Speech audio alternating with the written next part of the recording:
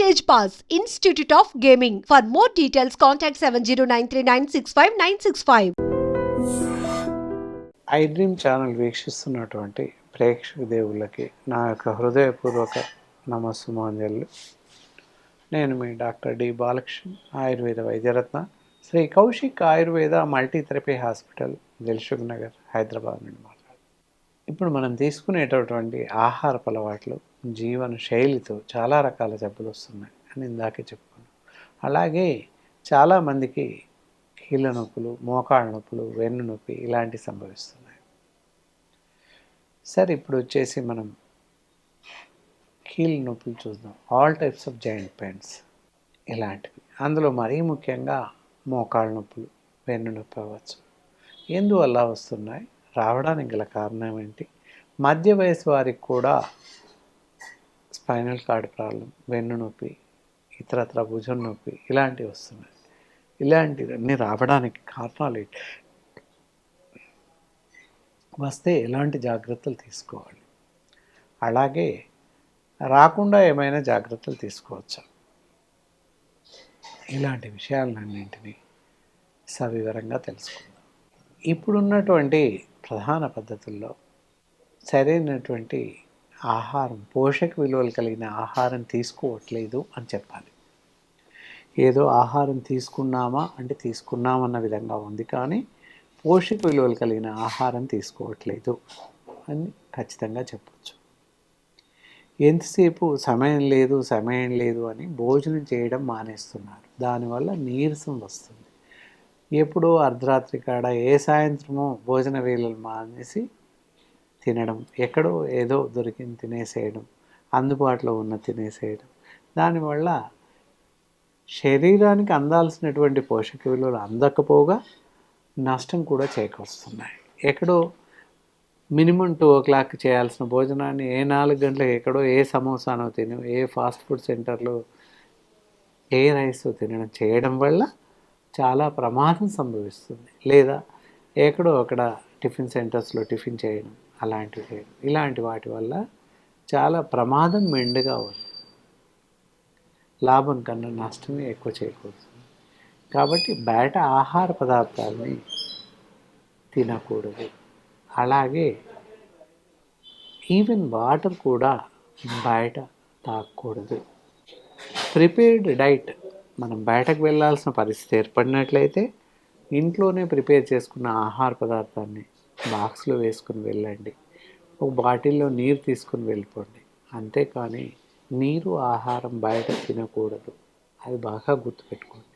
అలా చేసినట్లయితే కీళ్ళ నొప్పులు, కీళ్ళ వ్యాధులు రాకుండా కాపాడుకోవచ్చు. ఇంకో ప్రధాన సమస్య, చిన్న పిల్లల నుండి, పిల్లడు స్కూలుకు వెళ్ళడం మొదలైనప్పటి నుండి పిల్లోడి బరువు కన్నా డబులు 1.5% బరువు పెంచి వీపుల పైన మోస్తున్నారు.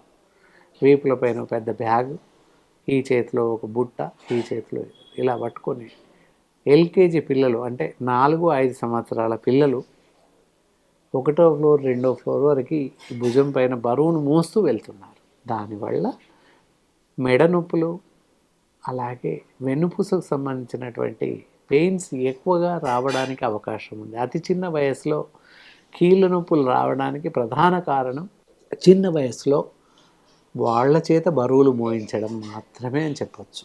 ఇక్కడ తల్లిదండ్రులు గమనించాల్సిన విషయం ఏంటంటే, చిన్న పిల్లలకి బరువును తగ్గించడం, అవసరమైతే పేరెంట్స్ బ్యాగ్స్ తీసుకెళ్ళి క్లాస్ రూమ్లో పెట్టడం, లేదా గ్రౌండ్ ఫ్లోర్లో ఉన్నటువంటి స్కూల్స్లో పిల్లల్ని చేర్పించడం.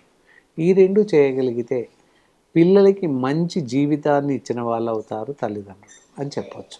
మామూలుగా చూసినట్లయితే మోకాళ్ళ నొప్పులు ఎందువల్ల వస్తాయి అని చూస్తే, గబగబా మెట్లు ఎక్కడం దిగడం చేయడం వల్ల ఈ ఎముకల పైన ఎక్కువగా బరువు పడుతుంది. కీళ్ళ పైన ఎక్కువ బరువు పడడం వల్ల మోకాళ్ళ నొప్పులు రావడం, అలాగే వెన్నుపూస నొప్పులు రావడం సంభవిస్తుంది. మెడ నొప్పి రావడం, అక్కడ కూడా స్పైనే ఉంటుంది, వెన్నుపూసే. మెడ వెనుక తల క్రింది ప్రాంతం నుంచి నడుము కింది ప్రాంతం వరకు వెన్నుపూస ఉంటుంది, స్పైన్ ఉంటుంది. దాన్నే స్పైనల్ కార్డ్ అంటారు. అది ఎక్కువగా కూర్చొని పనిచేస్తున్న వాళ్ళు, గోల్డ్ స్మిత్స్ అవ్వచ్చు, కార్పెంటర్స్ అవ్వచ్చు, లేదా ఆఫీస్లో పనిచేస్తున్నటువంటి క్లార్క్స్, టేబుల్ వర్క్ రాస్తున్న వాళ్ళు అవ్వచ్చు, కంప్యూటర్ ఆపరేటర్స్ అవ్వచ్చు, ఈ రోజుల్లో చేస్తున్న సాఫ్ట్వేర్ ఎంప్లాయీస్ అవ్వచ్చు. ఒకే దగ్గర కూర్చొని ఇలా మెడలు వంచి చూస్తూ ఉంటారు.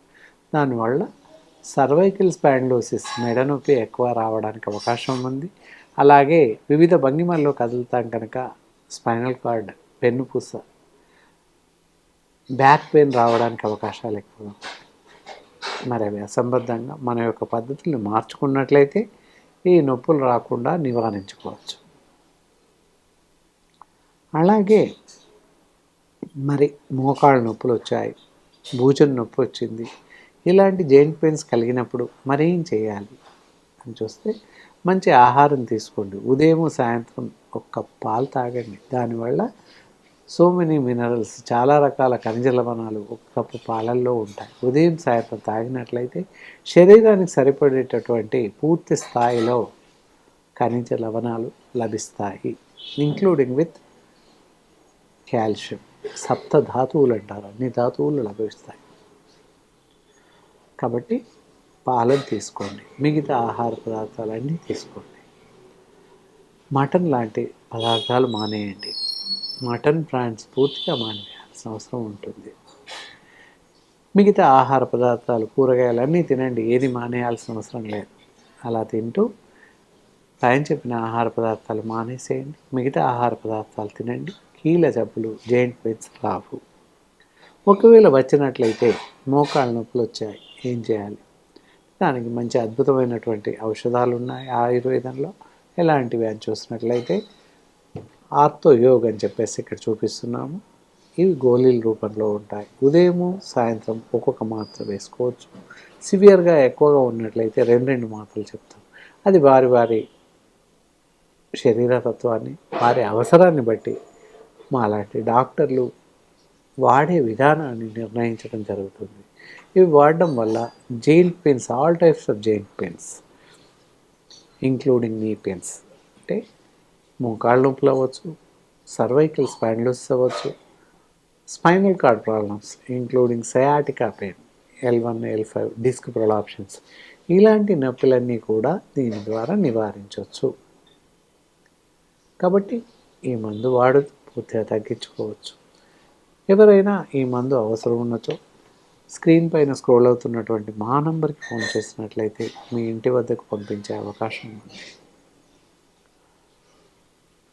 ఈ కార్యక్రమంలో ఉదాహరించిన చెప్పినటువంటి అంశాలని దృష్టిలో పెట్టుకొని ఆహార నియమాల్ని పాటిస్తూ సమయానుకూలంగా మేము సూచించినటువంటి ఔషధాన్ని వాడుతూ పూర్తిగా అన్ని రకాల జాయింట్ పెయిన్స్ నుంచి పూర్తిగా బయటపడతారని ఆశిస్తూ సెలవు తీసుకుంటాం.